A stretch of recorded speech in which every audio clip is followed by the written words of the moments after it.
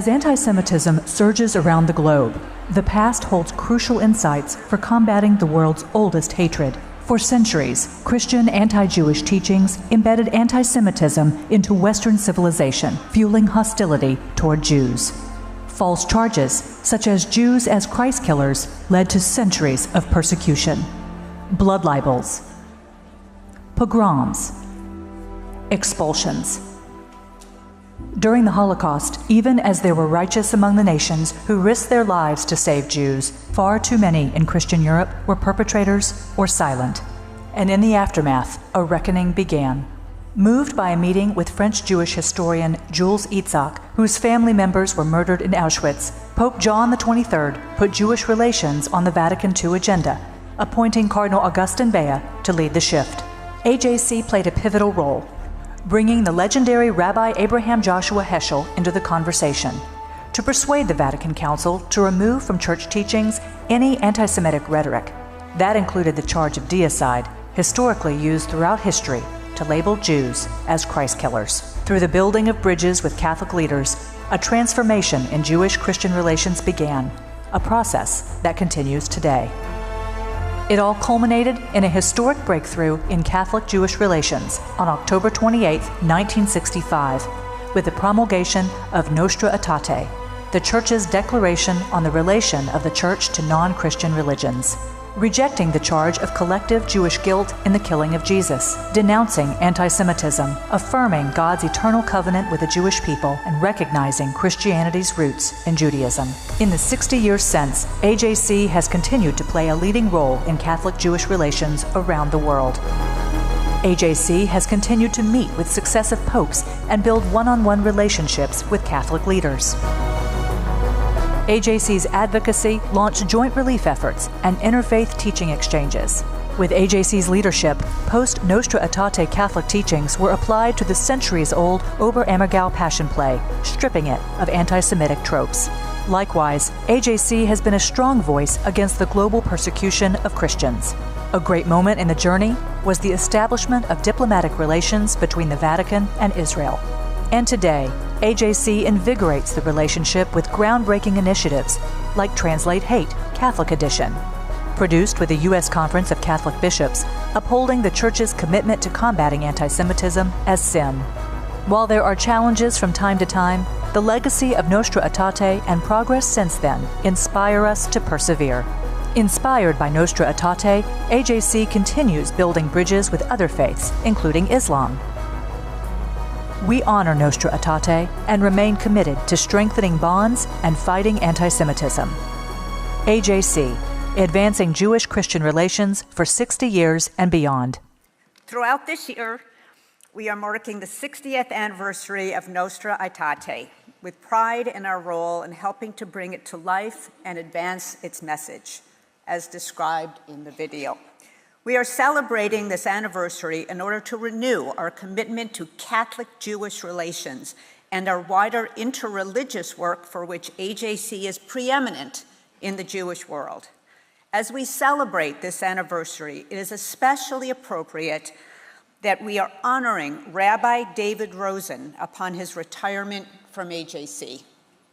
Both Nostra Aetate, which revolutionized Catholic-Jewish relations for the better, and David have left indelible and positive impacts upon interreligious relations.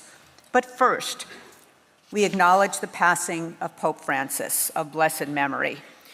We are with our Catholic brothers and sisters during this moment of mourning and transition. We thought it best to tell the story of David's remarkable career through words and photos which speak for themselves. David is a giant of the interreligious field, bringing honor to AJC, the Jewish people, and humanity's religious diversity. David's career has in many ways been an embodiment of AJC's global advocacy work. His achievements and relationships have immeasurably advanced understanding of Jews and Judaism among the most influential religious leaders of the world. Within Christianity, Islam, Hinduism, Buddhism, and beyond, and thus their billions of followers over multiple generations. Through his efforts, David has strengthened the safety and security of the Jewish people and the state of Israel. Faith leaders around the world turn to him more than anyone else as the ambassador of the Jewish people. In addition to serving as the chief rabbi of Ireland, being the first Israeli citizen and Orthodox rabbi knighted by the Catholic Church, and his appointment as commander of the Order of the British Empire, David has led at the highest level of the most important interreligious organizations in the world. Today, he serves as the special interfaith and advisor to the Abrahamic family house in Abu Dhabi, encompassing a church, a mosque, and a synagogue, which is the capstone emblematic of all he has made possible. David is the interfaith diplomat par excellence, a principled man of character, a tireless teacher of the Torah to the world, and a selfless mentor to his many disciples. We are so pleased that he is here from Jerusalem with his extraordinary wife, Sharon, alongside family members, friends, AJC colleagues, and all of us to share this moment of appreciation. So, how does one thank David for his 23 years of service? Not easily, but we have a trifecta of gifts. First, David is being honored with the inaugural AJC Nostra Aetate at 60 award for bringing his teachings to life. He sets the gold standard for this new award.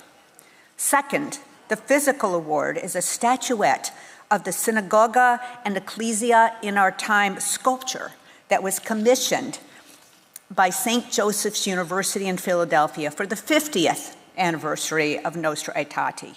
It envisions synagogue and church, Judaism and Christianity, in friendship, studying their sacred texts together as sisters learning from one another. Third, a beautiful tribute book with testimonies from religious leaders, David's colleagues and protégés, and the photos we displayed today, and many more.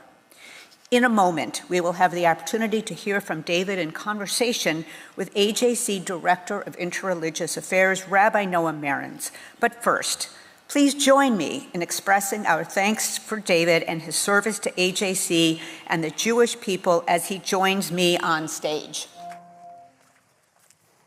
Mazal Tov, my dear David. Thank you, Noam. That was a little bit over the top, but I'm very grateful. Well, we're going to give you an opportunity to say more than just one sentence in response. Well, I have so much to be grateful to AJC for almost a quarter century of enabling me to do the work that I've done. It's been a very special privilege. The first contact I had with AJC that led towards my assuming the position was actually with Marty Kaplan, who became my first chairman. But it was actually Shula Bahat who contacted me because David Harris was on sabbatical in Geneva. And she said, we're looking for a successor for Jim Rudin. Would you be interested? So I said, well, I think that the AJC is the most important organization in the world as far as interfaith relations. Your record is second to none, but I'm not leaving Jerusalem. She said, no, we will appoint you as our International Director of Interreligious Affairs, and there will be a US director under you. We don't want you to leave Jerusalem. We want to make a statement. She said, Ki mitzion teitzei Torah udvar Hashem Yerushalayim. For Zion goes forth the word of the Lord, goes forth et Torah, and the word of the Lord from Jerusalem, which was lovely. So I was very excited. But it was very arduous at the beginning because I had to come over to the States every 2 or 3 months. And then I was the beneficiary of the financial downturn in 2008, which in the end you were the beneficiary of too. Because one of the ways that the organization and the uncertainty of that moment was able to cut back some of the expenses was through travel, and I was causing an enormous amount of an expense with my travel. So as a result, my US director became independent of me, and I was responsible for the rest of the world. And that was Gary Greenebaum at the time, and you succeeded him. And I've had wonderful colleagues, of course you and all of the others who've worked together in this field, some within the department, others through different, what were once upon a time called chapters, now offices. Allow me, however, to give special mention to the person who is my right hand throughout most of that time, who is with us, and that's Avril Promislow.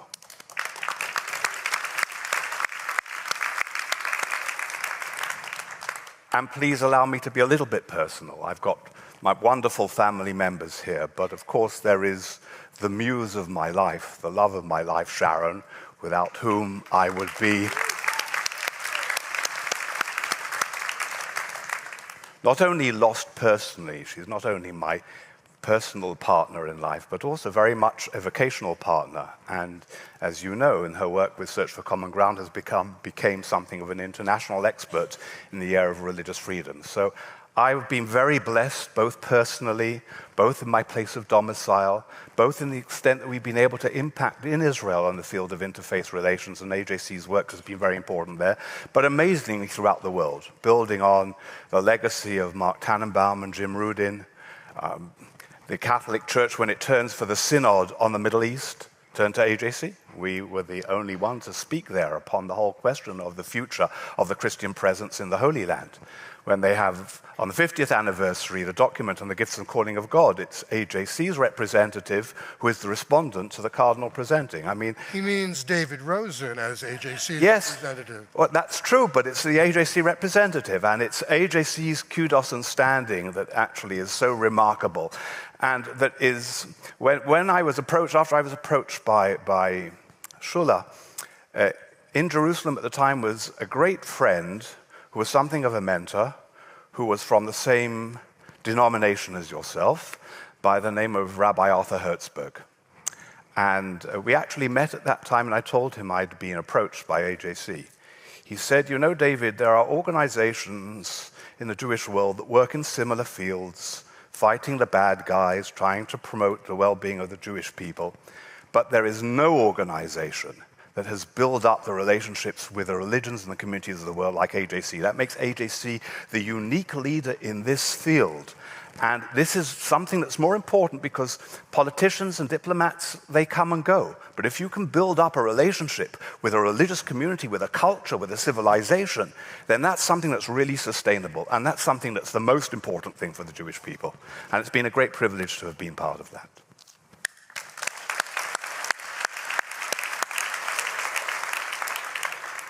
Thank you, David. We are celebrating the 60th year since Nostra Aetate and championing AJC's role before, during, after. Over these decades, we had no idea that we would be in a liminal moment for the Catholic Church between the funeral of Pope Francis and the conclave, which is about to begin.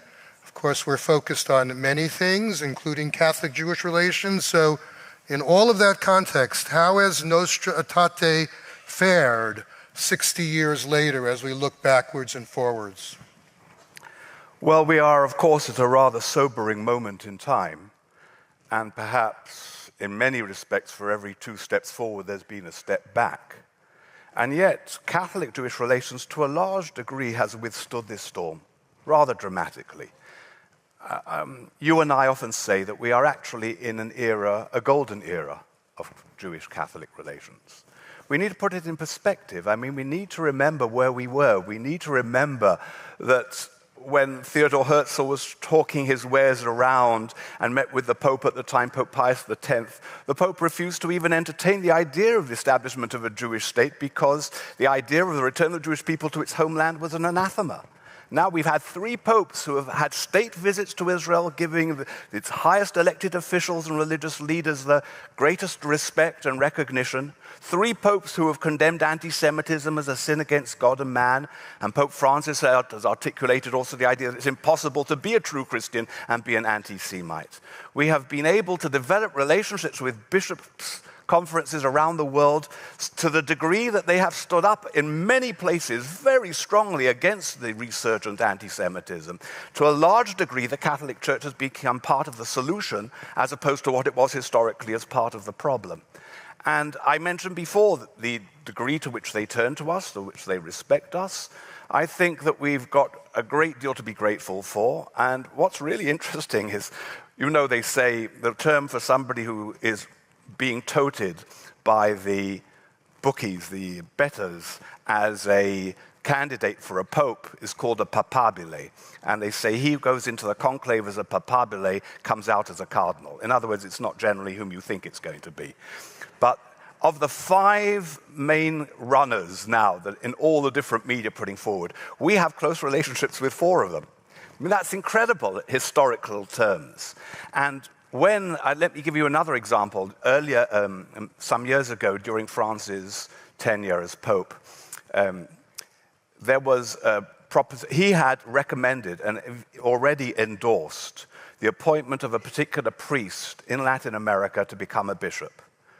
And we discovered that this priest, even if he was not viscerally anti-Semitic, had made some rather problematic statements. And we bring this to the attention of the Vatican, and that appointment of the bishop was withdrawn. Well, that's incredible. That means that we have an institution that listens to us and that engages with us, and our relationship with the leadership in Jerusalem is also very significant, despite the enormous complexity, because the local church, of course, is Palestinian. So I would say it's one of the great triumphs of history. Let me just add, I just said this before in the breakout session. No institution in the course of human history had delegitimized the Jewish people to the degree that the church had. We were not only no longer the recipients of the biblical promises, we were rejected by God, of the devil, in league with the devil. If we suffered, we deserved it. And that theology prepared the way for some of the greatest atrocities in the course of our history. To have gone from that to a situation where now these 3 popes have all spoken of us as the dearly elder brother of the church, of the original covenant, never broken and never to be broken, there is nothing like that in human history. And yes, sometimes there are disappointments. There are sometimes disappointments, and not everything that Pope Francis said we were happy about. But you've got to put it in perspective. These are tiny hiccups in comparison with the enormous achievements and the incredible blessing of Catholic-Jewish relations in our time. So we understand ourselves as the global advocacy organization for the Jewish people.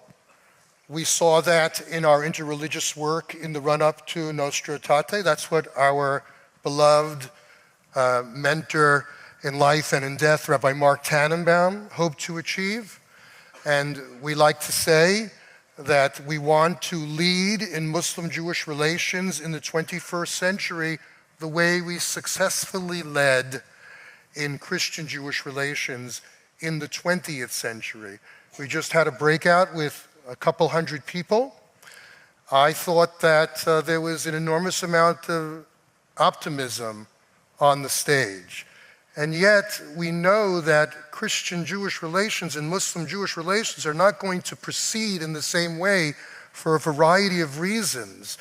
What are we talking about here in terms of the challenges and the progress and the differences? So it's much easier to generalize about an institution when you're talking about the Catholic Church. It's really impossible to generalize when you're talking about a whole global religious culture of the Muslim world. So we really, if we're going to do any justice to that question, we have to break it down, and we don't really have time to do that effectively. But let's first of all observe that the challenge actually in relation to the Muslim world, theologically, is much, much easier than it is in relation to the Catholic world, to the Christian world. Whatever tensions there may have been historically with Islam, Islam never dehumanized us, never claimed that we were of the devil. And there was always a certain theological respect for Judaism, even if not always was that so politically. So the problem we have today with Islam is not a theological problem, just as the conflict in the Holy Land, in Israel, Palestine, is not essentially a religious conflict. Religion, of course, is exploited mercilessly in the process, but it's a territorial problem, it's a political problem. And therefore, if we could only resolve that political problem, the whole relationship with the Muslim world would be transformed. And that as a result, the longer this conflict is going on and being specifically sustained in Gaza, the more challenging it is for us in terms of our relationship with the Muslim world as a whole. And yet, as I said to a lady in the breakout session previously, don't make the elephant in the room into a dinosaur. It's not the only issue that Jews and Muslims have to talk about. Here in America, Jews and Muslims are both significant minorities that have shared interests. And the MJAC, the Muslim Jewish Advisory Council that you have, is a really important vehicle for promoting that understanding and that shared responsibility for the society at large. And people need to get to know one another. They need to be able to discover the heritage and the commonality that exists, because, in fact, no two religions are closer than Judaism and Islam. So there are big challenges that are impacted upon by those political realities, and there are great disappointments that we have experienced over the course of this last year and a half. But there have been also some wonderfully brave and significant voices that have not got enough acknowledgement and have not been disseminated widely enough. There have been some significant, if you like, silver linings to the terrible cloud, like the Dumlanrig Declaration now that just came between the British rabbinic leadership from all three denominations and the Muslim leadership, both Shia and Sunni, condemning violence and articulating a shared vision and need for cooperation. So there are things we need to be able to recognize as the bright spots. But in the end, as I think our colleague Dr. Ari Gordon said, we have no choice but to be able to persist determinedly with hope and with vision in this relationship for the benefit of our children, for the benefit of our grandchildren. You know, immediately after the Second World War, there were Jewish leaders, take a notable one amongst the Orthodox rabbis, Rabbi Eliezer Berkovitz, who said, it's not appropriate for Jews to waste their time on the Catholic Church or the Christian world. After all they've done to us, keep away from them. Maybe after 2 or 3 generations it might be possible. He didn't talk of this rather artificial distinction between theological or social. He said, they've done enough, we don't want to have anything to do with them. Thank God, not everybody took that line. Our colleague Rabbi Jim Rudin has written a book about how Cardinal Cushing and Cardinal Spielman had their impact upon Nostra Aetate, born out of those encounters with Jewish interlocutors. And it wasn't just in America, it was around the world. People who were not prepared to say, because of the terrible things that happen, we're giving up. No, precisely because of the terrible things, we are not giving up. And we are finding new ways to be able to forge understanding, collaboration, and cooperation, not only because it's the right thing to do, but because that is critical for the well-being of our children and grandchildren.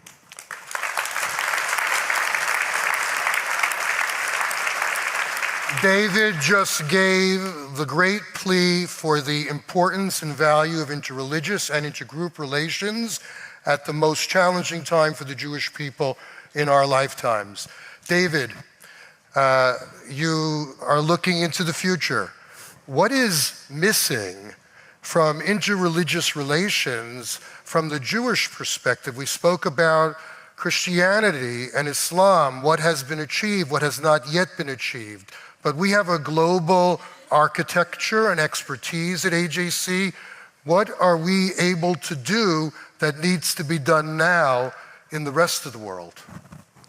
Well, I think we've got a lot to do also internally. We actually do not, within the Jewish community, adequately appreciate both the importance of this work and what has been achieved in this work. So we need to be able to broaden that understanding in many different segments of our community. We also need to understand that because we've achieved great things in certain areas, especially in Catholic-Jewish relations, we must not rest on our laurels. Younger generations came up who knew not the Shoah or the period, who need to be re-educated in this area, and we've got to be in on it, just as we were when I came into AJC. We had a program called CJEEP, which was working in schools, bringing rabbis and priests or members of the community, women and men, to be able to engage with the other communities. I think we've got to get back to that, because to assume that this is going to automatically be guaranteed because of what we achieved in the past is actually a fallacy. So we've got to redound our efforts in these areas. But there are new horizons, and there's a horizon which we did forge a very significant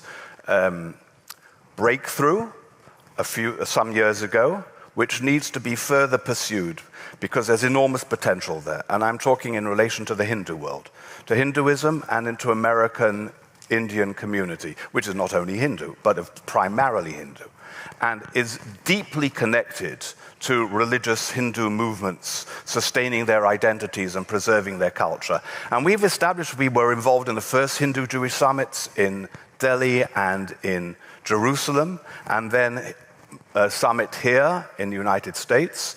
And I think we need to work not just on a secular basis. Secular collaboration with communities is very important.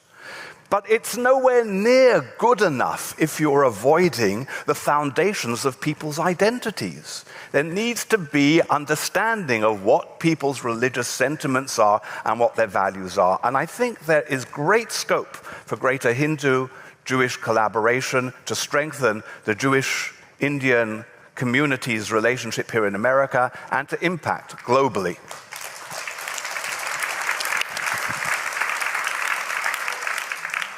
David, I've written to you personally, which you'll read in the tribute book, and I'll say it here now.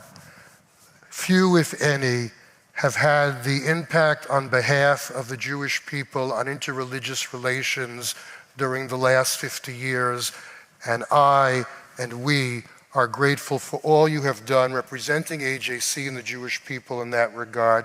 God bless you. Mazel tov. Enjoy.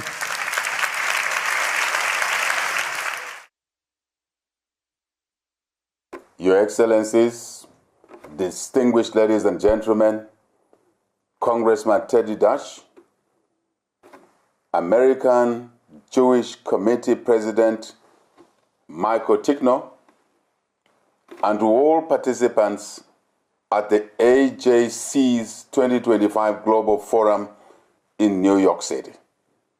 We're delighted to have received your invitation to this event.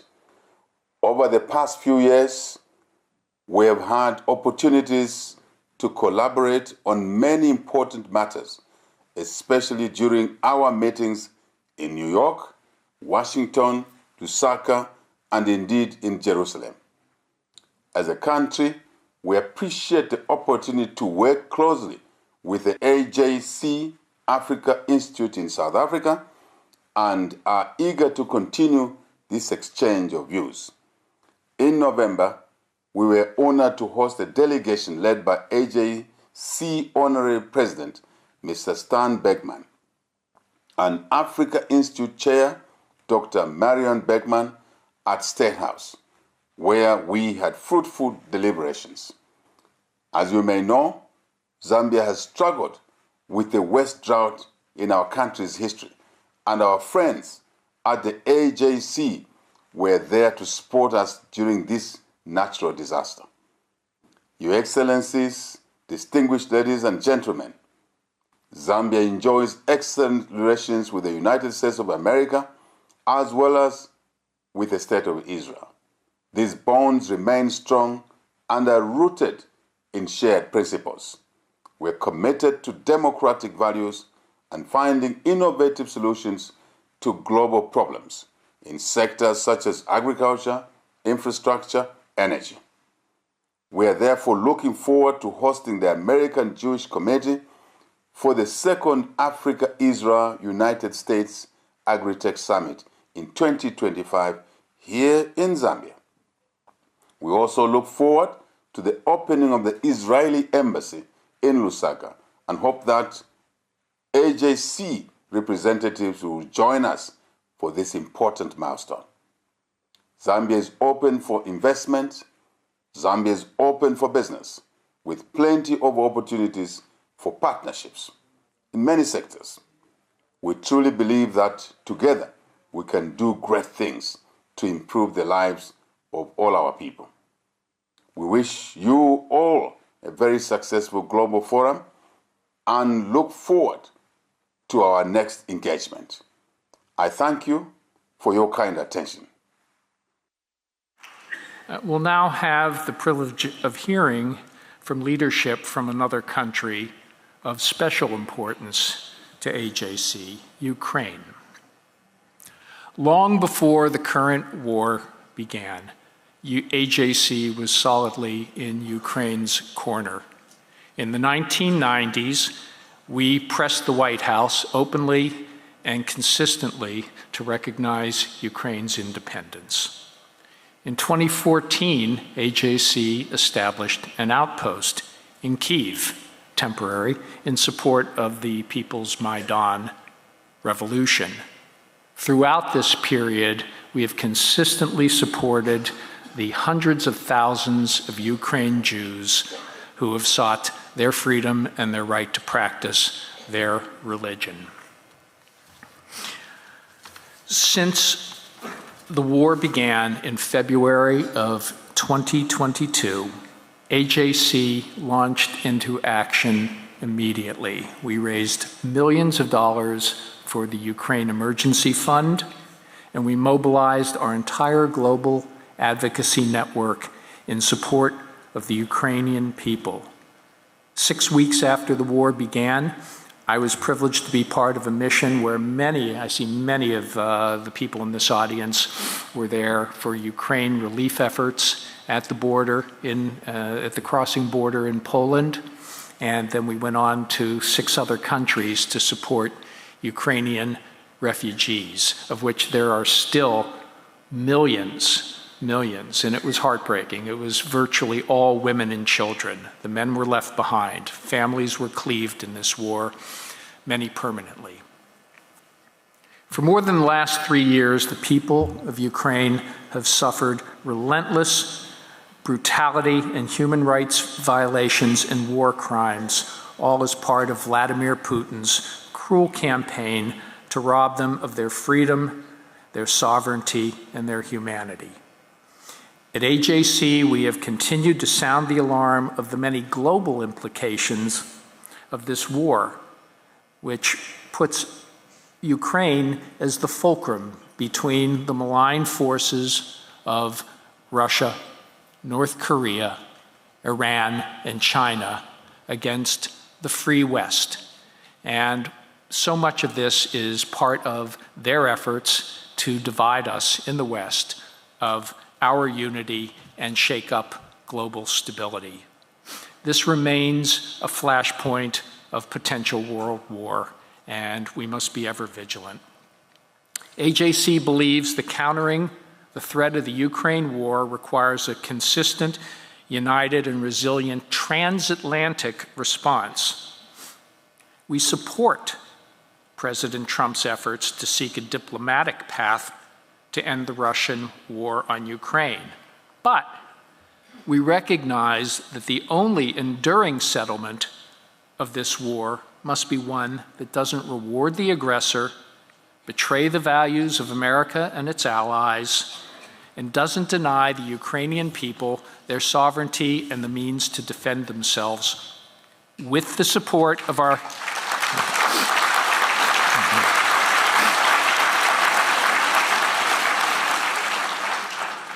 with the necessary support of our sister democracies in Europe. At this global forum, we reaffirm AJC's unwavering solidarity with Ukraine and the Ukrainian people. Our advocacy in support of Ukraine will continue on all fronts to seek to assure its sovereignty and territorial integrity, as well as security guarantees against future aggression, with a pragmatic path toward NATO membership.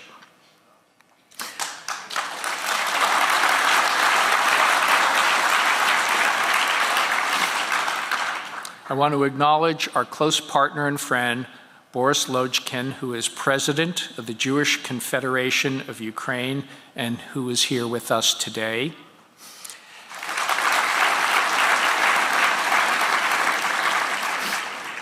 And now it is my honor to introduce Irina Mudra, the deputy head of the Office of the Presidency of Ukraine.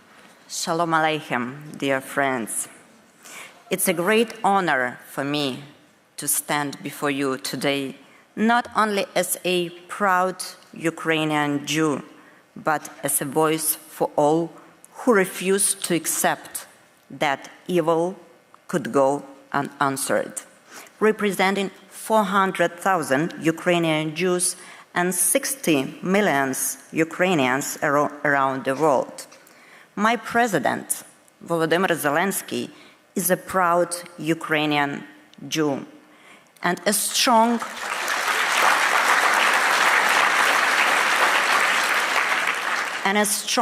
world leader who is leading our nation through its most challenging times. First, I extend my deepest gratitude to the American Jewish Committee, Ted Deutch, Jason Isaacson, and all of you for your unwavering support in Ukraine's darkest hour. From the very first days of Russian aggression against Ukraine in 2014, and even more so after the full-scale invasion in 2022, AJC has stood with Ukraine. We are profoundly grateful. Today, on behalf of the Ukrainian Jewish community, I warmly invite the AJC to open an office in Ukraine to further strengthen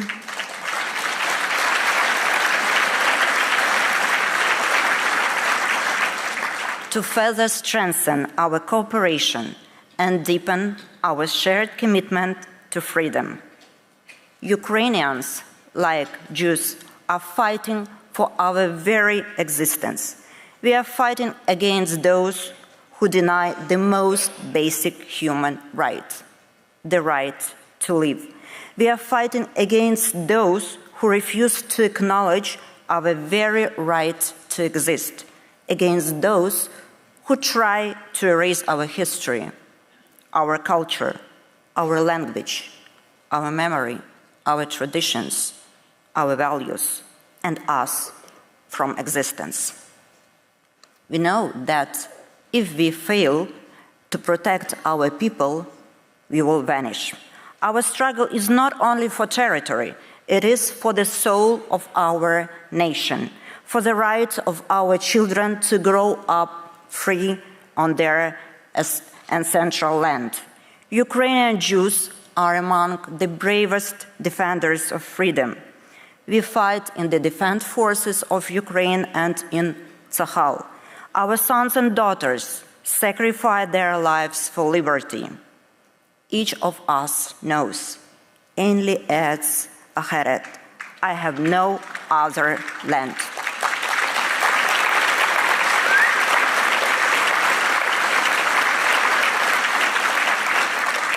In this struggle, there are no sidelines. The son of Chief Rabbi of Ukraine, Moshe Azman, Anton Samborsky, died in Ukraine fighting for the freedom of all of us.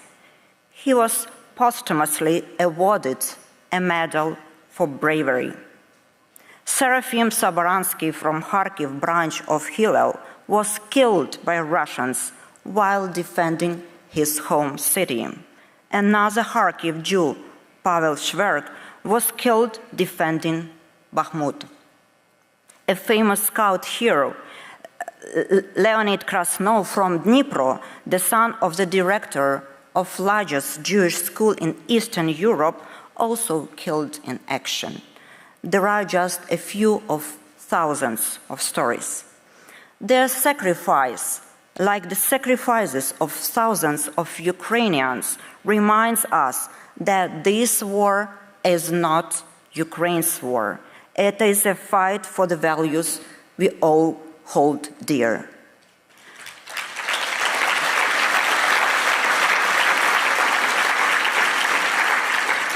Russia's war is not just against Ukraine. It is a war against everything we cherish, against schools, against synagogues, against human dignity itself. In 2022, Russia destroyed a menorah in Drobitsky Yar, built by righteous emanation Stanislav Ishchenko, who saved hundreds of Jews during the Holocaust. They bombed Babin Yar, a global symbol of the Holocaust, destroyed synagogues in Mariupol and Bakhmut, struck and damaged a Jewish school in Kiev. Russians kill civilian Jews, among them survivors of Holocaust, Boris Romanchenko and Vanda Obetkova, journalist Zoroslav Zamoysky, former Israel embassy employee Vera Girich, newlyweds David and Ksenia Appelman.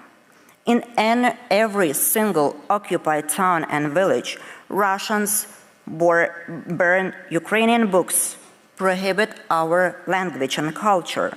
Russians have created a vast network of torture chambers where those who refuse to turn into Russians are subjected to unimaginable atrocities: electrocutions, suffocations, severe beatings, summary executions, sexual violence. The depravities do not stop there.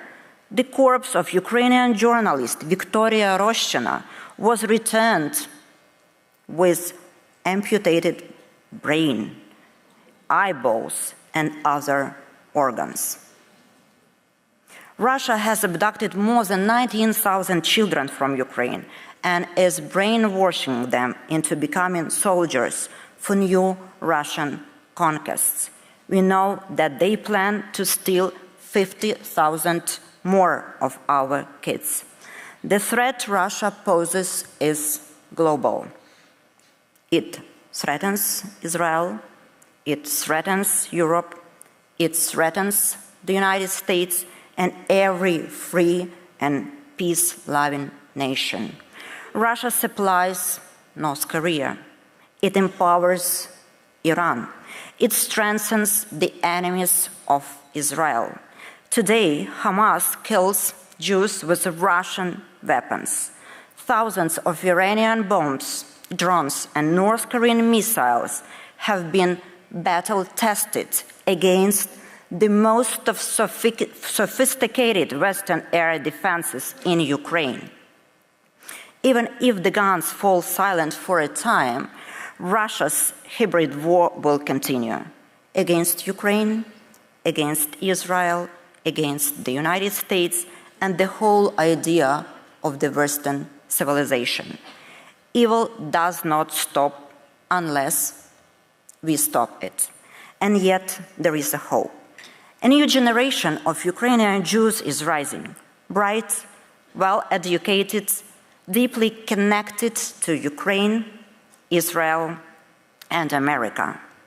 My daughter, Karina, is among them, raised in Ukraine, completed high school in Israel, and now studies finance here in the United States. They are not just survivors, they are builders. They are the bridge to a future of freedom, resilience, and unity between our nations. It is our sacred duty to protect them, because in protecting them, we protect the idea of community, the shared destiny of hope itself. Like the Jews helped build Ukraine and develop its prosperity, Ukrainian Jews helped build Israel. Ber Borochov, Vladimir Zhabotinsky, Ahad Ham, Moshe Sharet, Levi Eshkol, Golda Meir, Yitzhak Ben Tzvi, Ephraim Kassir, and many, many others. The bond between our people ran deep, and today we must renew and strengthen it. Like the people of Israel, the people of Ukraine seek peace, but not any peace, a just and lasting peace that ensures security, stability, and prosperity of our nations. Not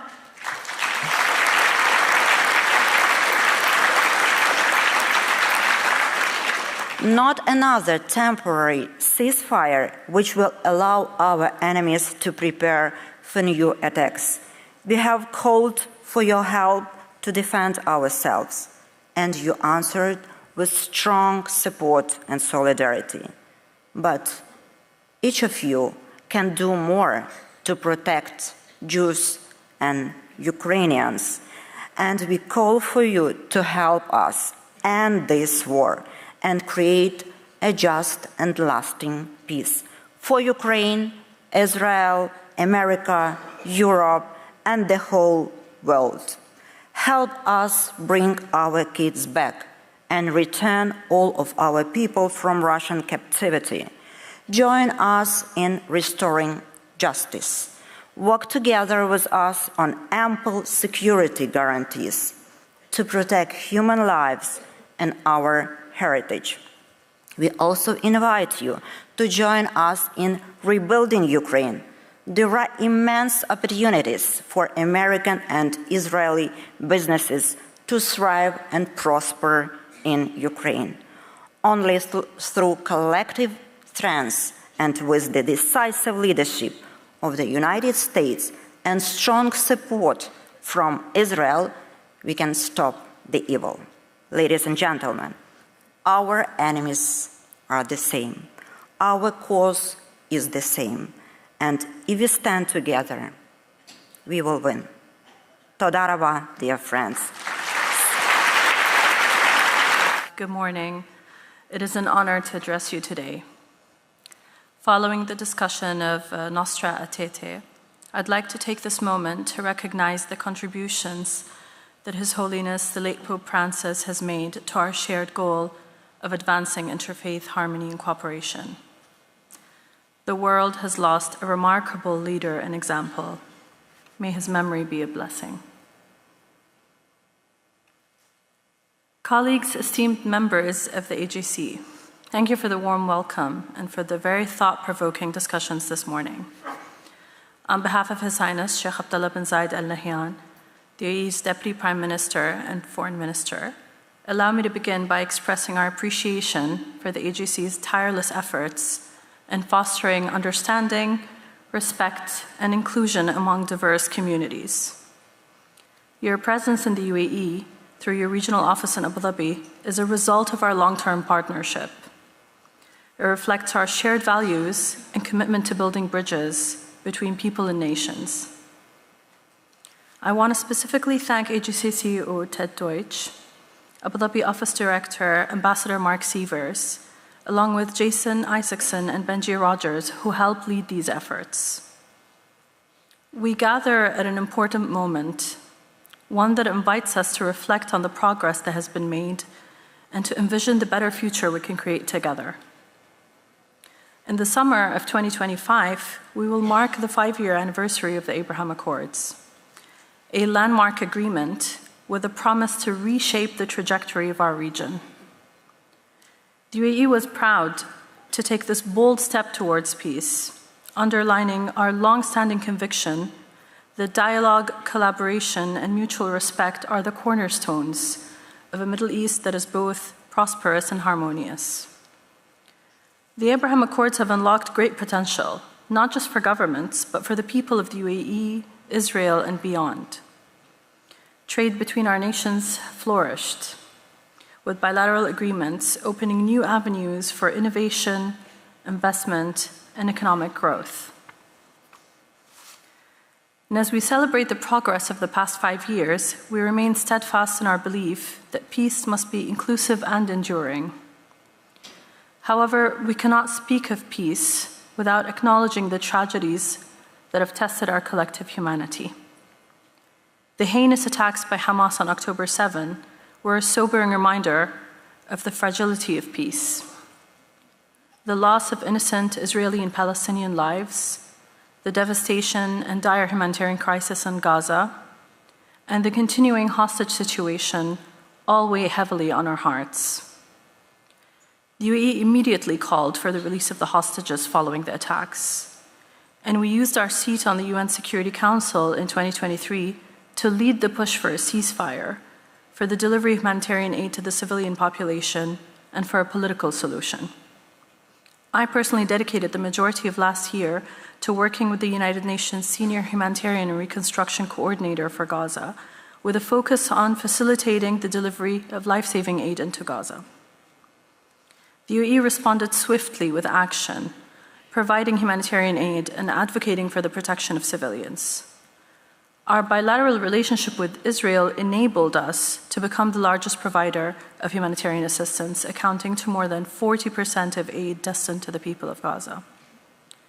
Yet we're now back to a situation where life-saving aid cannot enter the Strip, and where reports point to early indicators of starvation among the civilian population in Gaza. There is an urgent need more than ever to ensure the rapid entry of humanitarian aid throughout the Strip at scale and to prioritize the safety of humanitarian relief personnel. We urge all parties to prioritize dialogue and work towards a future where such tragedies are no longer possible. In that regard, the UAE continues to advocate for the two-state solution to the Israeli-Palestinian conflict to ensure security and dignity for both Israelis and Palestinians. We believe this vision is not only morally imperative, but also essential for the stability and prosperity of the entire region. This gets to the heart of the UAE's vision and values, and our belief in the power of tolerance and coexistence.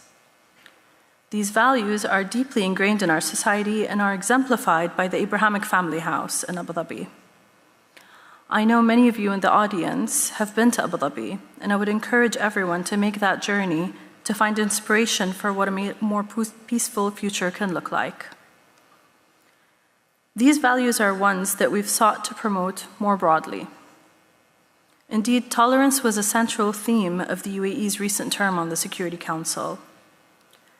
In February 2023, the UAE led the Council in adopting a presidential statement on the Middle East, which expressed deep concern about discrimination, intolerance, and hate speech, in particular cases motivated by Islamophobia, anti-Semitism, or Christianophobia. It was the first time the Security Council ever referred to anti-Semitism in an official product. Building on this, the UAE, along with the UK, led an effort for a council resolution specifically focused on tolerance and its relationship with peace and security. We know the inextricable link between tolerance and coexistence and peace, and we worked tirelessly in New York and in capitals to show the importance of addressing this critical issue and the value it can bring to the UN and the international community's response to conflict. We built support, and in June 2023, Resolution 2686 was unanimously adopted. This resolution recognizes the importance of mutual respect and interreligious dialogue, as well as the critical role that religious leaders play in sustaining peace. The resolution deplores all acts of violence on the basis of religion or belief, and is the first UN Security Council resolution to refer to anti-Semitism. Resolution 2686 serves as a platform for further work to strengthen tolerance and coexistence in our region and beyond. Colleagues, we're cognizant of the challenges in the region right now. But it is because of these challenges that we're committed more than ever, in word and deed, to a Middle East that is peaceful and prosperous for all its peoples, and where its extraordinary potential and human ingenuity can thrive. It is precisely against this backdrop that we look forward to welcoming President Trump's visit to the UAE next month, an important visit that will reinforce the strength of the UAE-US partnership in areas of investment, technology, security, stability, AI, and beyond. This comes after the historic visit of His Highness Sheikh Mohammed bin Zayed Al Nahyan to the US last fall, the first by UAE president to the US. The UAE remains dedicated to working with US partners like the AJC to promote dialogue, deepen relationships, and create opportunities for all.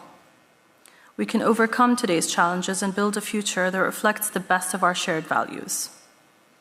In closing, I want to commend the American Jewish Committee for its unwavering commitment to promoting understanding and inclusion.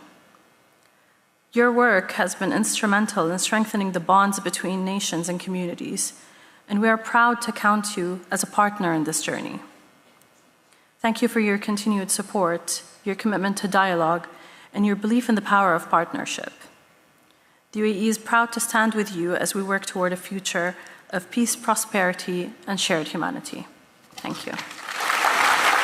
I'm pleased to be joined by Tali Zinger, who is the founding partner and managing director of Blue Laurel Advisors, with offices in Tel Aviv, Dubai, and Washington. Jay Sadek, founder and CEO of FortiGuard, an innovator in climate technology that's based in Abu Dhabi. In fact, I think you're in the same building that we're in Abu Dhabi. Just next office. It's a small coincidence. And Anurag Varma, senior vice president of Adani North America, part of the giant, tremendously successful Indian energy infrastructure and logistics conglomerate. Thank you all for being with us. So we're in the 5th year, as you were hearing, of the Abraham Accords.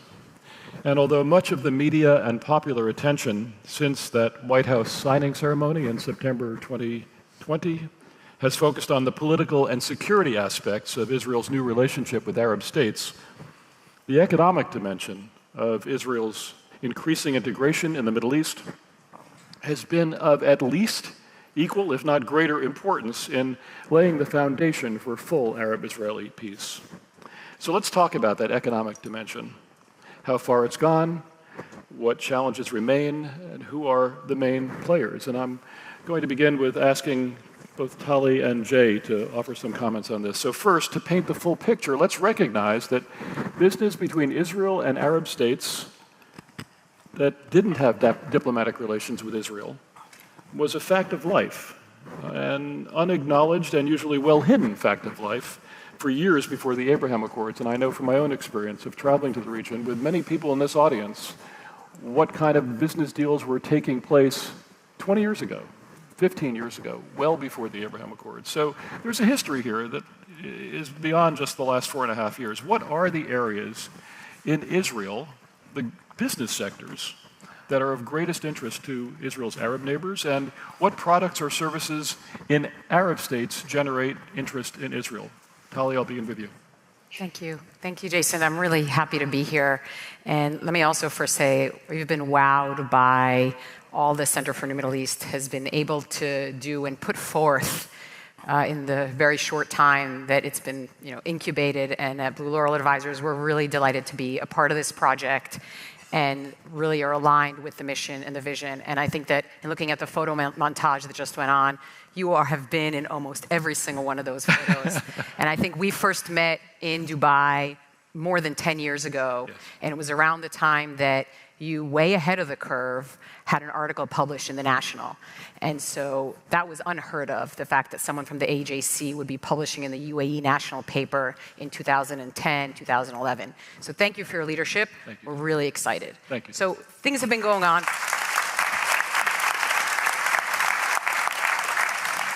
So yes, this work has been going on for years, although it was transformative when it could become above the radar. Sunshine does truly enable people to have real business deals. Certainly the removal of the boycott law in the UAE was transformative in that UAE business counterparts, which previously were at risk if they were actually engaging directly with Israelis, no longer would be at risk. So you ask in terms of key sectors. It's quite simple in the region because the region is really driven by national agendas. And so I think it's no surprise that the appendix to the Abraham Accords was a direct parallel to the Abu Dhabi national vision. And it's the key areas of growth in the UAE and Saudi Arabia that are now really well aligned with Israeli strength, right? We're talking about the diversification efforts of the UAE and of Saudi Arabia. Blue Laurel, we're quite focused on Saudi Arabia because of the real growth story underway there and created by the diversification efforts. But they're focused on water, energy, renewable energy, health, cybersecurity, tourism. This trend of growth in the GCC is a tremendous opportunity for Israeli companies. So it's no surprise when we look at the Israeli ecosystem. Let's start with cyber. Google made its largest acquisition of an Israeli cyber company, Wiz, just a month and a half ago. Israeli healthcare, Israeli health tech, healthcare providers, health innovators are very active around the world. 500,000 Israeli tourists have been to visit the UAE since the Abraham Accords. We're hoping soon that we'll see more tourism come in the other direction. Trade in 2024, they just recently released the numbers, between the UAE and Israel was more than $3 billion. Wow. That was way beyond. It's about triple the estimates of what was before the Abraham Accords, but about 10 times what the actual trade that had been filed and regulated. So we see a real transformation, and there is now a complementarity. 10 years ago, when you were doing this work, 15 years ago, there wasn't as much complementarity between Israel and the startup innovation ecosystem and what was going on in the region.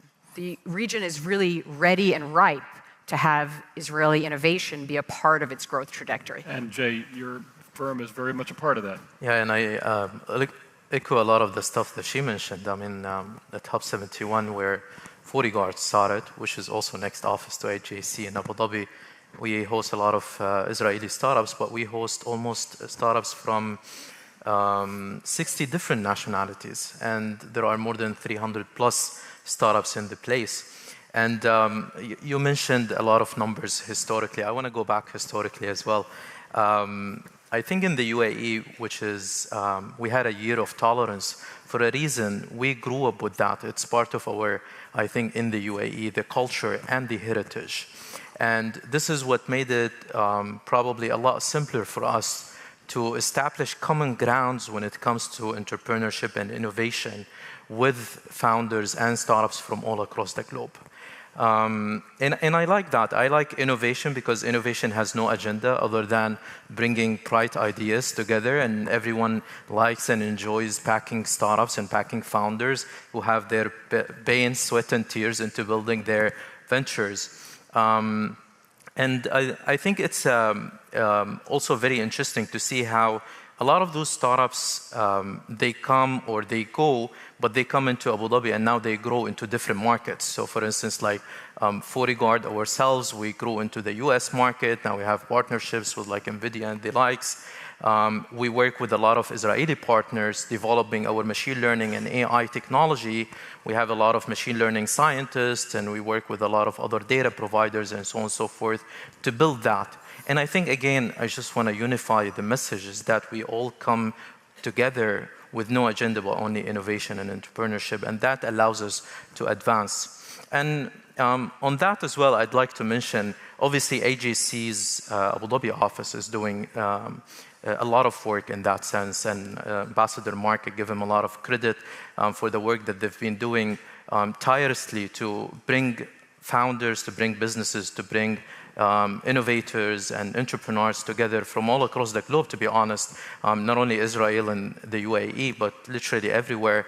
And a testament to that is that we did a business collective visit to Cincinnati, and it was a huge success. We've seen founders from all across the globe, from the UAE, from Israel, from different other places, and we all came together to advance what we have in a common language and take it further. We were all somehow without any walls, no barriers. The conversation was open. There was a lot of excitement for the whole trip, and we all shared the same perspective and the same future that we both or all want to build together. And I like that, because we don't think about anything negative. When you look into the future, you always think about what is possible. And the possibilities to do this is there. And to conclude here, that's why I love the work of AJC's office, I mean everywhere, but especially in Abu Dhabi. Because they complement not only everyone's mission, not only their nation's missions, but I think they complement what this world wants. They want innovation, they want prosperity, and they want peace. Oh, Jay, thank you very much. That's so encouraging. I'm going to ask a question to all three of you. Short answers. I'm looking at the clock and I'm realizing we have a lot to say and we have very little time to say it. There has typically been far less intra-Arab trade, intra-Middle East trade than trade between the Middle East and Europe, between the Middle East and East and South Asia. Could trade and investment between Israel and its Arab neighbors, even the prospect of Israel someday serving as a Middle East investment and innovation hub, present a new paradigm for the region, greater regional economic integration? I could begin with you, Anurag. So, thank you.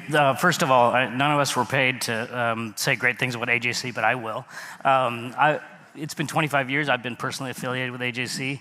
A lot of me here representing Indian industry, a lot of the foundation was laid through friendships that AJC facilitated between Israel, the US, and India, from the likes of Stan Bergman, yourself, and obviously the relentlessness in Reuben over the last 20 years, furthering the friendships that have led to investments. I will say that when we look at, from Indian industry at the region, we really look at it as fertile ground, right? October 7th really interrupted what is a natural, right? There's so much room for job growth, industrial clusters, which comes with innovation, and also just long-term growth in interconnectivity. And it's a few steps that we have to get through, including this very difficult time, but we really see it as fertile ground. Excellent. Jay?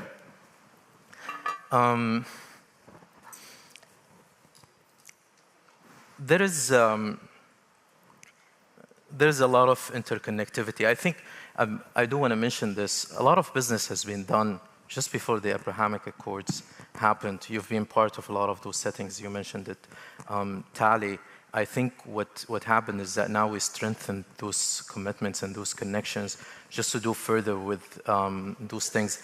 You mentioned building bridges and the story that before going on stage, we've been building bridges for a very long time, and I think what we're going to do now is just not only build bridges, but build highways and build more infrastructure into taking what we have all together further. But what Jeff Stone was saying before in the introduction of this whole program was that it was the least regionally interconnected an economic basis. And Tali, you've been fighting this lack of integration across the region your whole professional career. Where is this? Do you see a change in this dynamic? You're absolutely right, regardless of Israel, right? Israel, regional inter-regional trade is about 11-12%. It's nothing compared to the EU, which is at 40-50%. So we got to scratch our heads and say the region is not trading with itself. What does it mean to even be more open?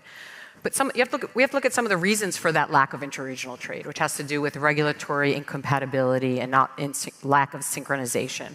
It has to do with overlap in the GCC countries in particular in terms of their strengths. Okay. And so the transformation taking place in the GCC today, particularly Saudi, Bahrain, UAE, towards diversification is about diversification. And all of a sudden, there are actually complementarities, and there are likely to be more complementarities across the region and with Israel as well. And of course, layer on top of that infrastructure, as Anurag has mentioned. So the time is interestingly ripe. I won't say that tomorrow we expect that the MENA region is going to be 50% integrated, but it is an opportunity to kind of go back to the bunting map view of the world, right? Where Jerusalem and the region can become the center of the world on its trade routes if the infrastructure is right, if the regulatory environment is right, and if we continue to identify where those complementarities are.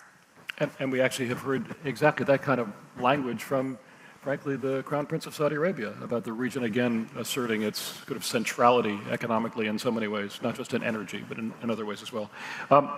Jay, I want to come back to you. The aftermath of the horrific Hamas attack on Israel, October 7th, 2023, and the related attacks by Hezbollah and other terrorists that followed, a harsh and painful aftermath that turned Arab public opinion even more sharply against Israel, has made it challenging to advance ambitious business ventures.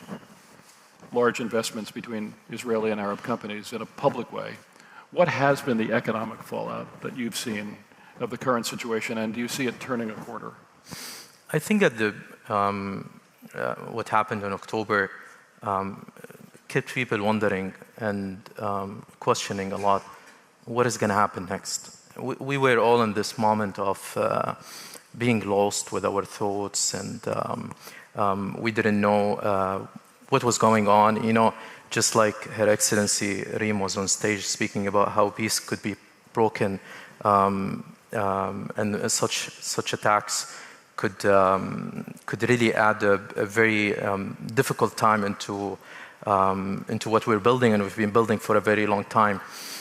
I think a lot of folks, and I give a lot of credit to AJC office as well, is that they, after navigating the beginning of the situation, they started to look into where is the opportunity for us to strengthen relationship and see who is committed but really committed to advancing those relationships, because I think in the UAE and the leadership and everyone, not only entrepreneurs, not only for innovation, and not only for all trade and businesses that has been happening and scaling massively between the two countries, we spoke to the commitment that we are behind our agreements, right? And this is what has been happening. And again, I go back, this is culturally how we, everything started.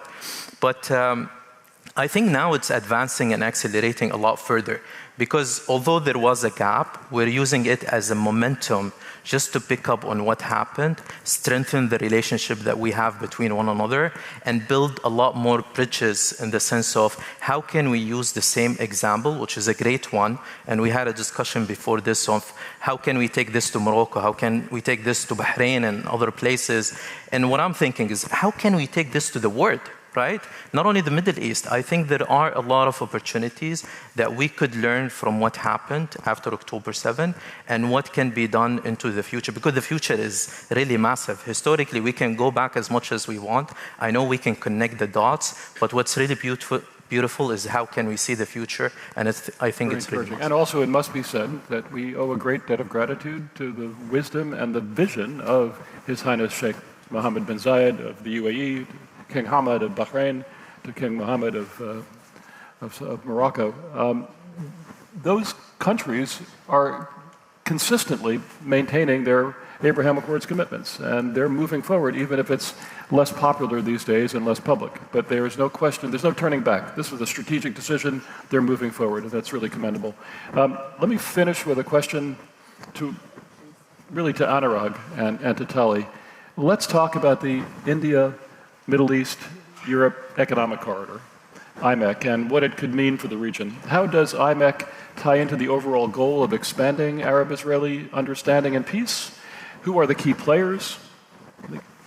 Your country is, India is clearly a key player, and Adani Group is clearly a key player. What political steps have to be taken before the IMEC vision could be realized? So, what you should know, first of all, so when it comes to infrastructure investment, the way we look at it from business terms is you spend the first 5 years of capital expenditure and recouping it, right? And then you spend the next 45 years actually making money off of it. So this triggered us to buy the port in Haifa in 2021. And we really believe there's a connectivity between the fact that we have 14 ports across India, including in the western tip of India, our flagship port, Mundra. 30% of all goods coming in and out of India are from that port. From that western tip, we see an absolute path to Haifa and then beyond to Europe and elsewhere. And we see this as being a great investment. And so we still carry with us hope for the Abraham Accords and for everyone to understand that you can have overland routes through Saudi Arabia where you create clusters of industrial clusters for energy and infrastructure, create jobs, innovation, going all the way to Haifa and then beyond. So that's the way we look at it. I will say the Indian Prime Minister was in Saudi Arabia 5 days ago, and it's probably the warmest the relationship has ever been. The Prime Minister of India was the first Indian Prime Minister to land in Jeddah. But the idea is that we believe that it's our friendships in the region that are relatively new and can be relatively impactful in kind of creating the interconnectivity between the region. And we do believe that infrastructure investment is the way to do it, and it'll really allow everyone in the region to prosper. Thank you, Anurag. Tali? A corridor like IMEC can give access to more than 2.5 billion people for traders in the region. So that's opening up the aperture, certainly for Israeli exporters, but across the board. I was a part of a research project a couple of years ago looking at the regional impact of economic integration. We saw that you could add $1 trillion to the regional MENA GCC GDP if we were to be more thoroughly integrated, and that affects the cost of living in each of these countries, especially Israel with a high cost of living, adding an estimated 2% per year of GDP growth to Israel. That was the estimate at the time. So when we start thinking about what does it mean to bring overland products that come from the east in through Haifa, serving the local markets along the way, that affects real people. Yeah, excellent. Tully, Jay, Anurag, thank you very much for this fascinating conversation. Thank you, Howard. Thank you all.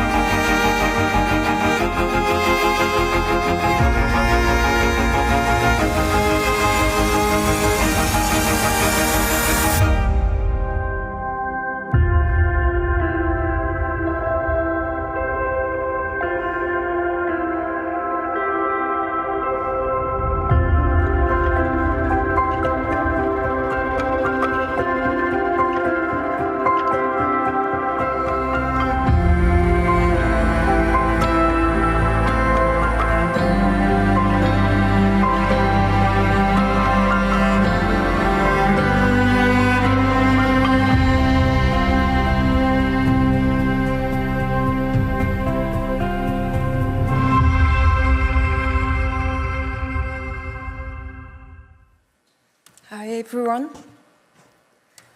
I'm truly honored, grateful, and proud to be here among you today to pay tribute to my late sister. First of all, I would like to thank all the members of AJC for this prestigious event. And I would like to thank especially Mr. Isaacson Jason for making this possible.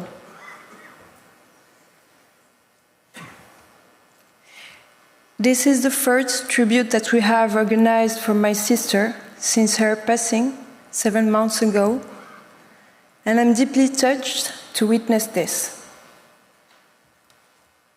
This fact, this observation, which is as a profound life lesson,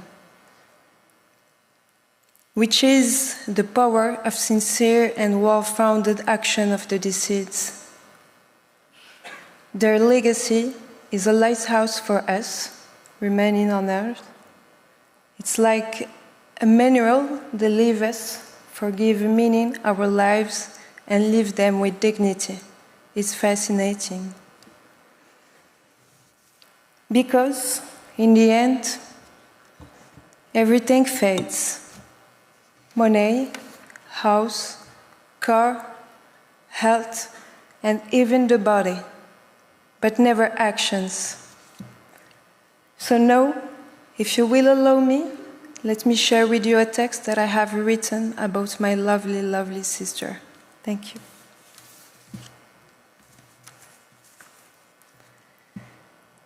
My sister was a discreet woman when it came to talking about her work with the family. To me, it seemed as if she led a double life. One where she was someone I could talk about fashion, friends, relationships, life in general, and our little personal secrets. And the other life was one where she inspired so many people professionally. She never talked or bragged about all the noble things she had accomplished. What an incredible embodiment of modesty and humility she was. From a young age, always curious, Laziza looked at the world in a mischievous way.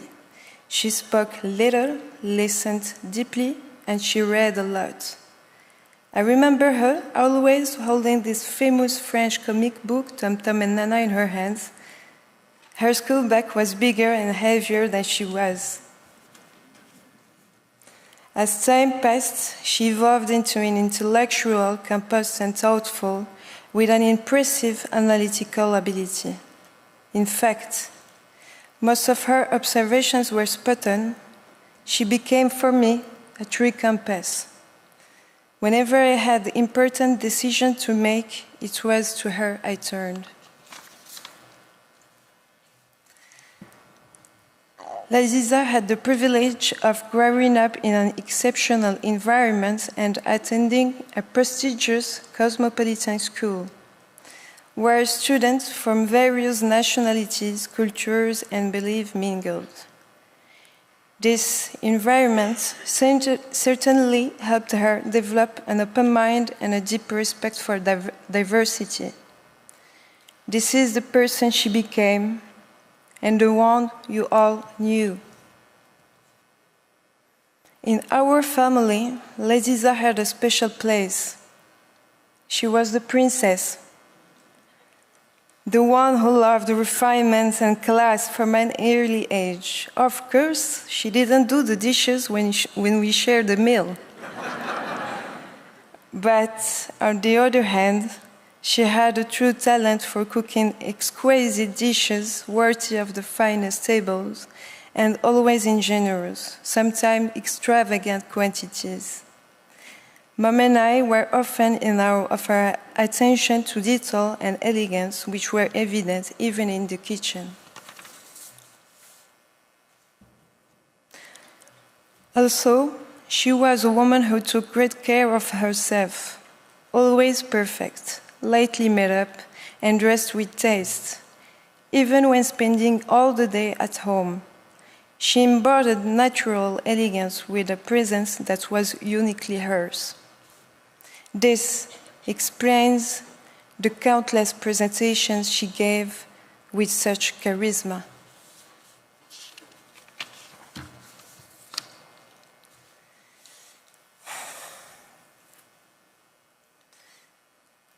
In truth, Laziza had been going through difficult times in recent years. She couldn't seem to get back on her feet despite many attempts to rise again, and it broke my heart to see her like that. I prayed quietly that things would get better for her, but clearly she's gone. Is it a coincidence, or is it a chance? I don't believe so. Yet I deeply know that she didn't take her own life. And now, I try to soothe, if only for a moment, the deep scar left by her departure by telling myself that she's no longer suffering, that she's resting now, and most of all, that she left with honor. Because we will always remember her as someone who brought nobility to everything she did professionally, as someone who never went unnoticed, as someone who captured everyone's attention the moment she entered the room. In short, a true role model, a remarkable woman. Maybe it was her karma, a life lived with grace and rewarded with peace. Thank you. I'd now like to invite the entire AJC Access Israel cohort to join me on stage. As you can imagine, all of us have been deeply impacted by October 7th and its aftermath. Some of us have lost loved ones and friends. Many of us have served in the reserves. All of us are eager for life to feel somewhat normal again. As we begin Yom HaZikaron, please rise. and join us in saying the memorial prayer for the Israelis' fallen soldiers. יזכור אלוהים את נשמות בניו גיוריו, חיילי צבא הגנה לישראל, שנפלו במלחמות ישראל, בפעולות ההגנה, תגמול וביטחון ובעת מילוי תפקידם, ונשמות כל לוחמי המחתרות ובחטיבות הלוחמים במערכות העם, שחרפו נפשם למות על קדושת השם, ובעזרת אלוהי מערכות ישראל הביא לתקומת האומה והמדינה ולגאולת הארץ ועיר האלוהים. מנשרים כלו ומאריות גברו, בהחלטתם לעזרת העם, והרבו בדמם הטהור את רגבי אדמת קדשנו.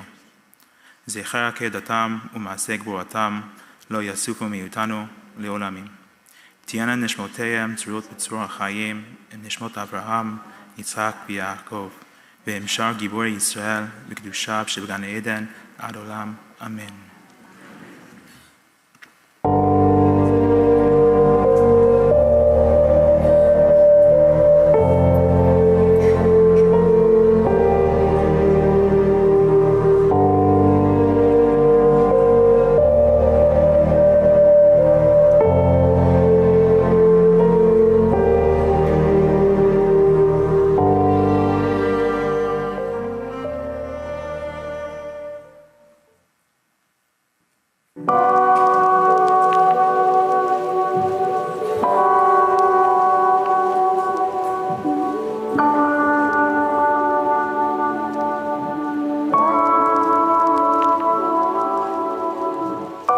ללא מילים, ללא תחושות, אין מנוס ממחשבות, יש פה קרע לא מוסבר, איך שרים כשלב נשבר, אני פה מול החדשות, לא מעכל את הדמעות.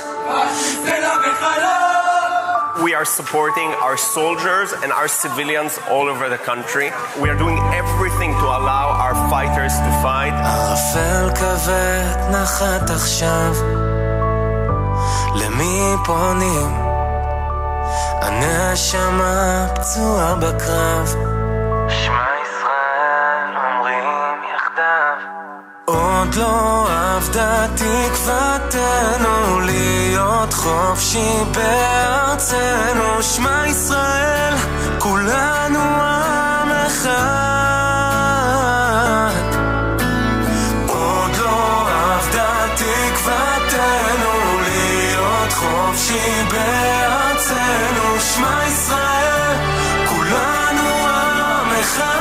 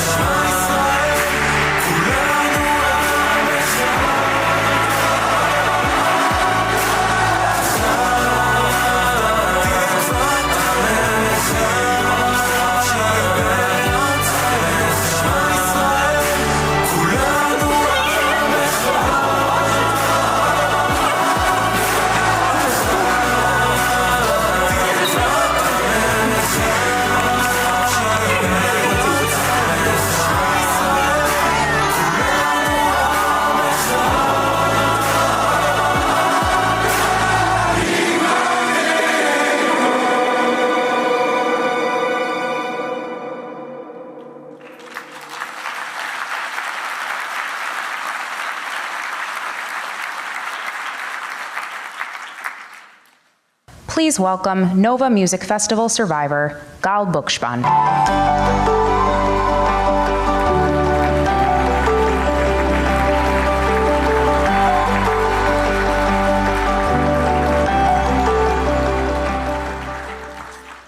Yesterday, I walked past the September 11 Memorial in New York.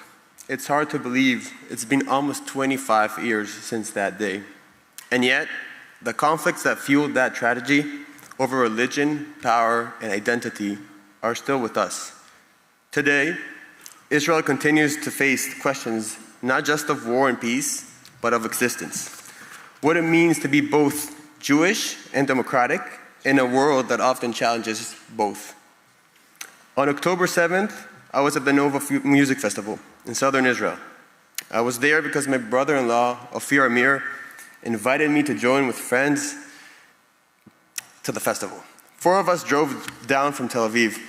We had an apartment in Sderot. I remember standing there, looking at the city and saying, they invested so much. It's so beautiful.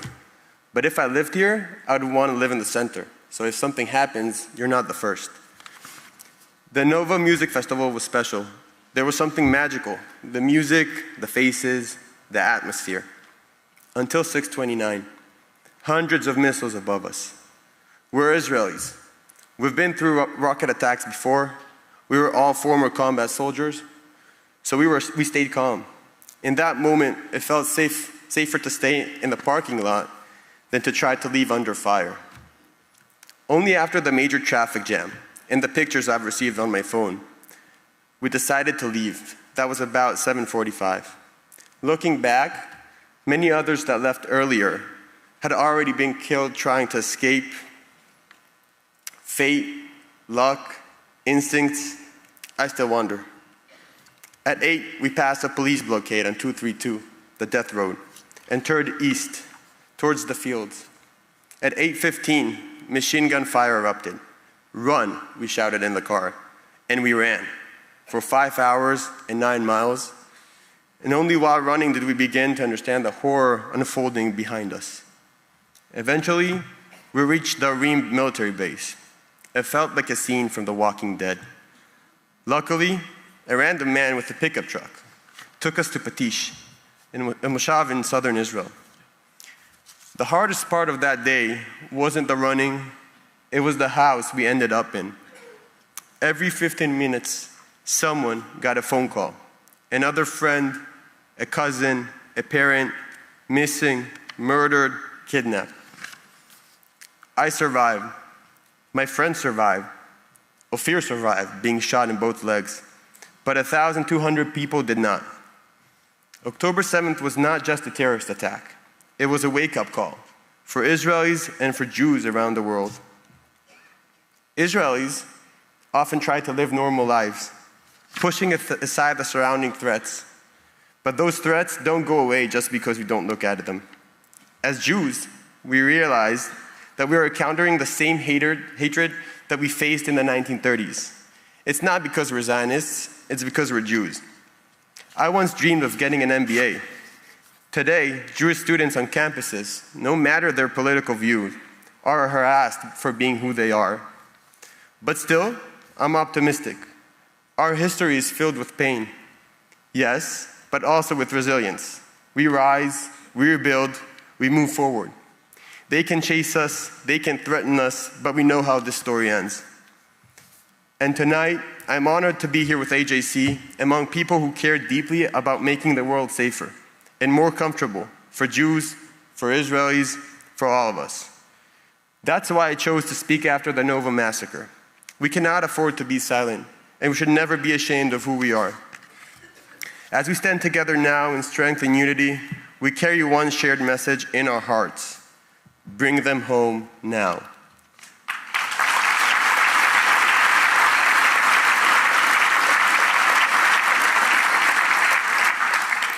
The spirit of unity, along with the resilience of the Jewish people, is what we celebrate when we move from the soberness of Yom HaZikaron to the joy of Yom HaAtzmaut, Israeli Independence Day. And now, in the same spirit, I'd like to invite the AJC Access Israeli delegation back to the stage to join me in singing Hatikva. As we raise our voices in Israel's national anthem, may we remember the hope and the enduring dreams that unite us all, today and always. Am Yisrael Echad.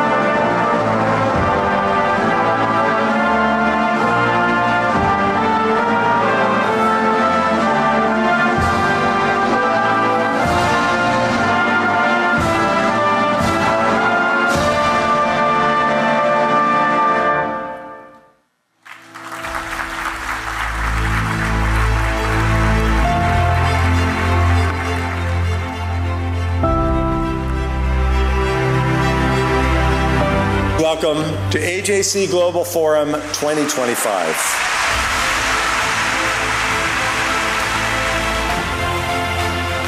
We're at war with anti-Semitism. Bring them home is not a slogan. It is a call to action. Total victory does not happen only until the last hostage comes out. We need them home now, before it's too late.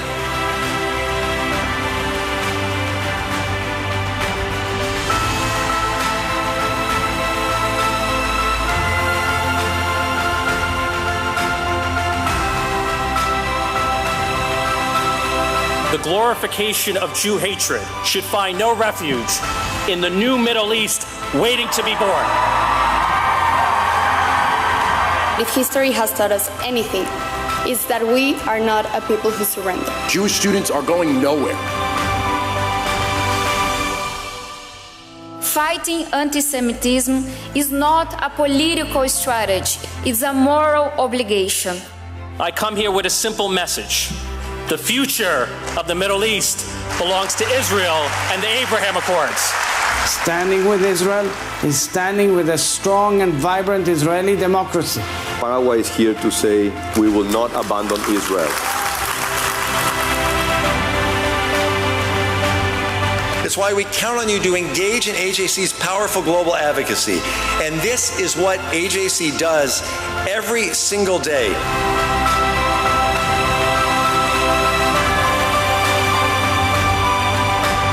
Am Yisrael Chai. Am Yisrael Chai. Am Israel Chai.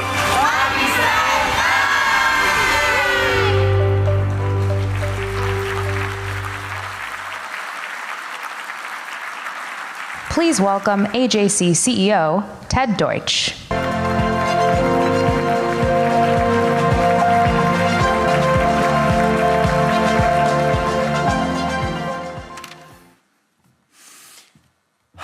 Thank you all.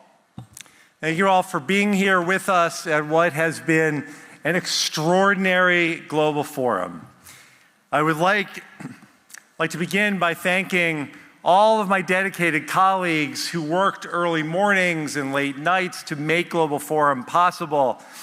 Special thanks to the global events team, Daniel Silver, Leslie Cleon, Claire Bailey-Bleifeder, Mara Stein, Lindsay Siegel, Kelly Mahoney, Alex Rubin Sands, Bonnie Gluck, all supported by Bell Yoeli. It really does take a village. Thanks to all of them.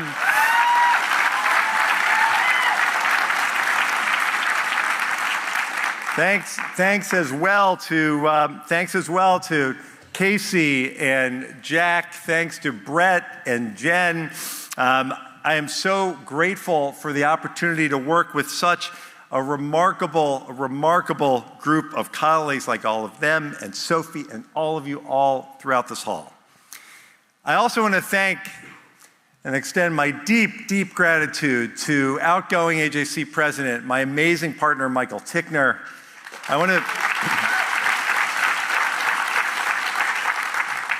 want to extend thanks as well to incoming AJC President Bobby Lapin, our incoming Chair of the Board of Governors, Melanie Nelkin, a remarkable Chair of the Board of Trustees, Stephen Wish. I want to thank the Executive Council, the Board of Governors, regional leadership from across the United States for their support, as well as everyone, all of the AJC lay leaders who chaired and introduced sessions here at Global Forum.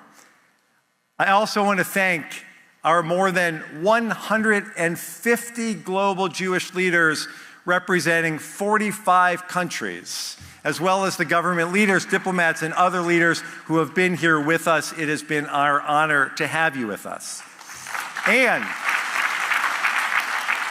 And just seeing, since I didn't give anyone a heads up I was going to do this, if it's possible to turn the lights up for a second, I want to highlight the amazing young people in the room, more than 175 leaders from 46 universities across the US and 28 countries. Please rise.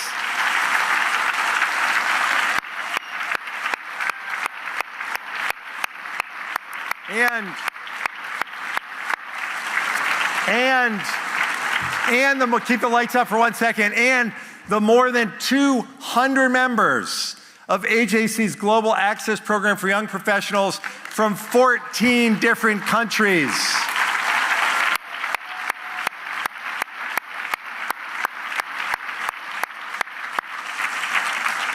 And finally, a delegation of high school students who are part of our Leaders for Tomorrow program that empowers and develops teen advocates. Thank you for being here.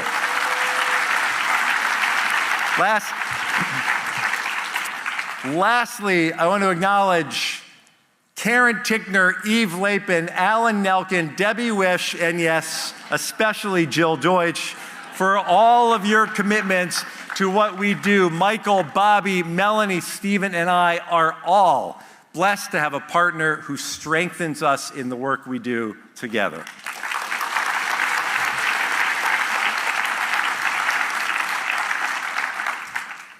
All right. I've always found it profoundly moving that Yom HaZikaron and Yom HaAtzmaut flow directly into the other. Israelis mourn those lost in defense of their nation. This year, marking the loss of 25,420 who have fallen in defense of Eretz Yisrael, 319 being added just this year. Even on this Yom HaZikaron, we remember the 5,229 civilians murdered in terror attacks. And then, before the tears have even dried, we celebrate the independence of those heroes, the independence that those heroes died to create and protect. That juxtaposition of mourning and celebration isn't just powerful, it is deeply Jewish. Darkness followed by light. It's the story of Passover. It's the story of Purim. It's the story of rebuilding a homeland in the shadow of the Shoah. Time and time again in the Jewish story, light has overcome darkness because of the unbreakable spirit of our people. This moment we're in now will be no different, but only if we choose to make that the reality. If we choose action over apathy, if we choose action over fear, if we choose to live as proud Jews and proud Zionists in the face of so much hatred. And I want to tell you that after the past 3 days, I am now more certain than ever that we, all of us, will proudly and defiantly and boldly leave here today committing that the Jewish community and Israel will remain strong and that we will literally go from strength to strength. Now,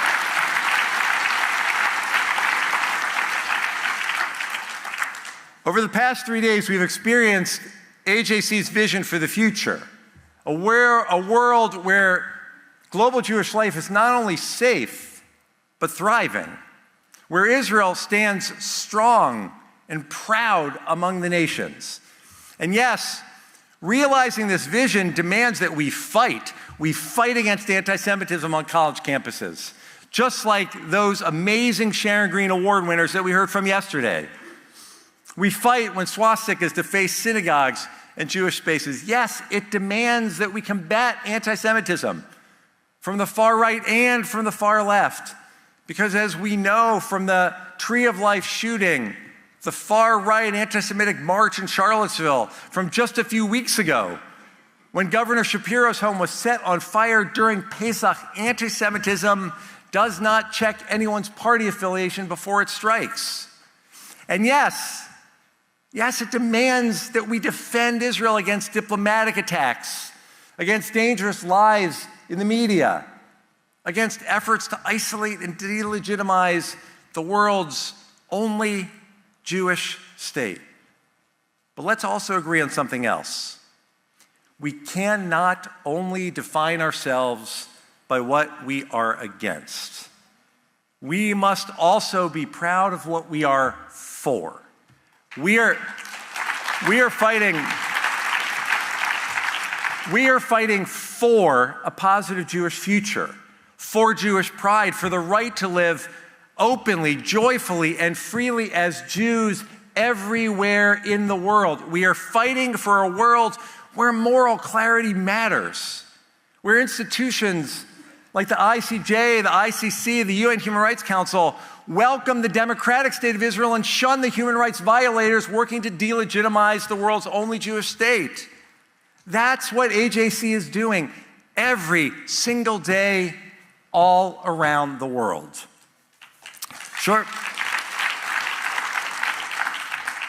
Shortly after October 7th, I traveled with a group of AJC leaders to Israel.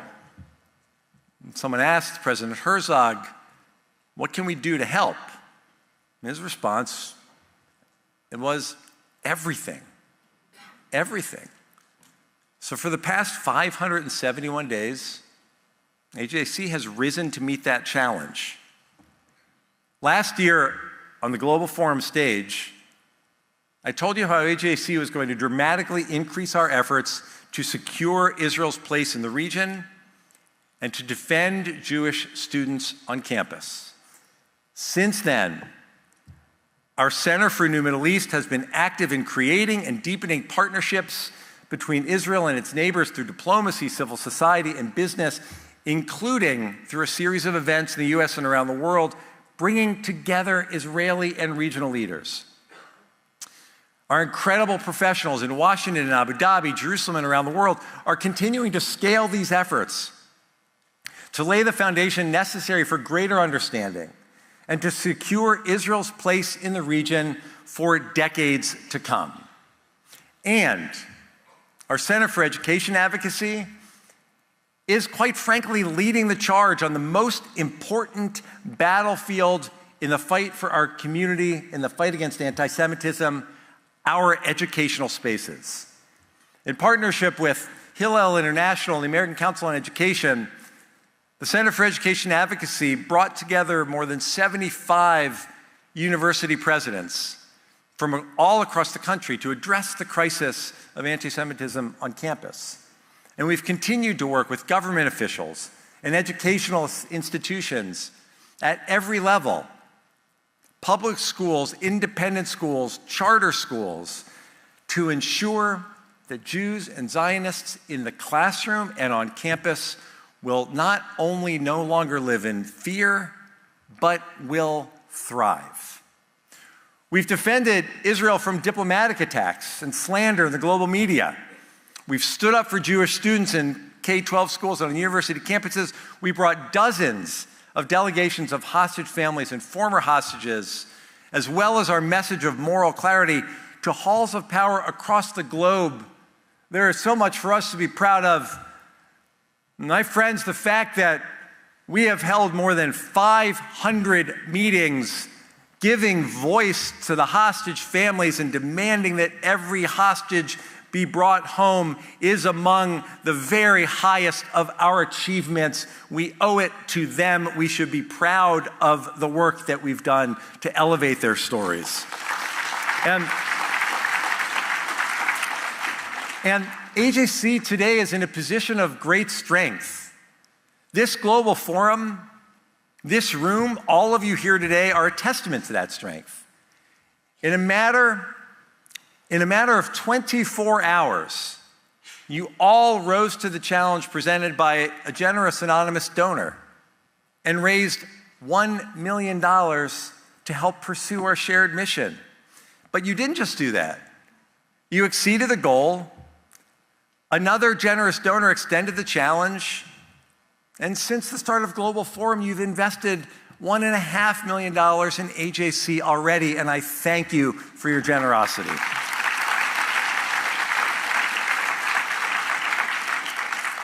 But the Jewish state and the Jewish people continue to be in crisis mode.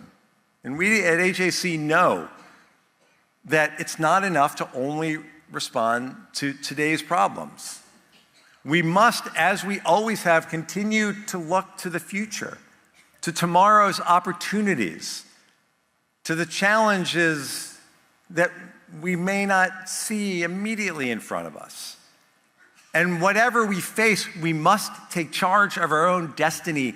That is why all of you are here, because you understand that responsibility and you're joining with AJC to fulfill it. I want you to imagine a world where instead of 56% of American Jews changing their behavior out of fear of anti-Semitism, the number reflected in our most recent survey, that number is less than 5%. Where no Jew hesitates to wear a Magen David to school, where campuses and classrooms are filled only with debate and not chants of hate. Where Jews in Europe and the United States don't need to go through metal detectors to enter a synagogue in every Jewish institution that they visit. And where Israel has deep economic, social, and cultural partnerships with the Arab and Muslim world and with the entire community of nations. That world is possible. And AJC is uniquely positioned to create it. With our 40 global offices, 25 across the US, 15 overseas posts on 6 continents, dozens of partnerships with Jewish communal organizations, wherever the Jewish people need us, AJC is there. We are a global people. The challenges the Jewish community faces are global. What happens to Jews in Johannesburg impacts Jews in Jerusalem. Same with Berlin and Boston and New Delhi and New York. Anti-Semitism is a global phenomenon. Anti-Zionism is a global phenomenon. We need AJC with our global infrastructure and expertise, so much of which we've had the benefit of hearing from throughout this global forum. We need that global architecture and expertise to address these threats. Because ultimately, we are one people, one family. Kol Yisrael Arvim Zeh Bazeh. All Jews are responsible one for another. Through this global network, AJC is creating trusted partnerships with leaders at the highest levels in government, diplomacy, business, education, and civil society in the US and around the world. We use these relationships with leaders to create a world where Jews in Israel thrive. At AJC, our relationships with leaders, it's not where our advocacy ends. It's where it begins. The other day, I spoke about how AJC approaches issues in a nuanced and thoughtful way, always, even in our polarized times, especially in our polarized times. Fundamental to our approach is to always remain civil and respectful. It's what we expect from ourselves. It's also what we expect from our Global Forum stage. Through these relationships and our advocacy, we train, we educate, we change and influence policy. AJC creates real, lasting change for the Jewish people. For the 2.5 years that I've been blessed to be the CEO of this amazing organization, I've listened, I've learned, I've traveled extensively to understand the needs of Jewish communities around the world, including all across the United States. I've met with so many of you in your communities. I've stood with you, I've worked with and confronted leaders with you. We've made change together. And now, as AJC prepares to turn 120, we are building the next chapter. Over the past year, we've asked ourselves, what can we be doing even better? What is AJC's unique contribution to the global Jewish community? Because the world has changed. The threats are more pronounced. The stakes are higher. And the moment demands not just action, but real leadership. So we've worked to define and sharpen our focus through a new strategic plan. It will guarantee that AJC will maximize our impact in order to fulfill our mission. In a fast-changing world, we need to move with clarity and agility to be the strongest advocates for the Jewish people in Israel. And I have to tell you, I have never been more energized for the work ahead. After this global forum, these amazing 2 days that we have spent together, I know that you feel the same way. So look at how we have always stepped up. We are a people who went from being slaves in Egypt and then withstood life in the desert for a generation and a half to establish the kingdom of Israel. After the darkest period in our history, our people miraculously reestablished the modern Jewish state of Israel. We have always gotten back up. We have always emerged stronger. And if all we do is fight anti-Semitism, if all we do is respond to slurs and clean up swastikas and react to hate, then where does that leave us? To be Jewish is not just to endure, it is to rise, it's to rebuild, it is to believe in a brighter and stronger future even when the world gives you reason not to. So today I say to you clearly, be Jewish proudly and unapologetically and unstoppably. Join AJC in ensuring that the Jewish future is bright. A future where Jewish people are not only safe, but thriving, where Israel is at peace and a welcome member of the community of nations, and where democratic values continue to flourish. Pirkei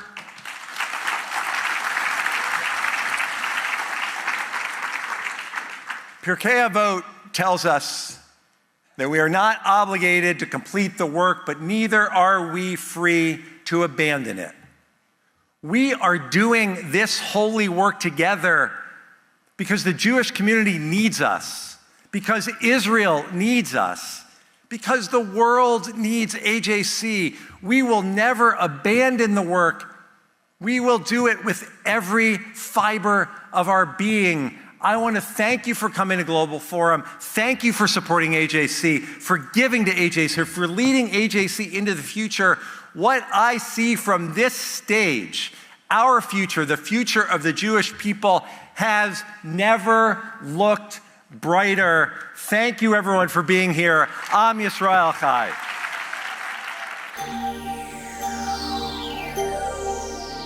You're watching JBS, the Jewish Broadcasting Service, expanding Jewish understanding.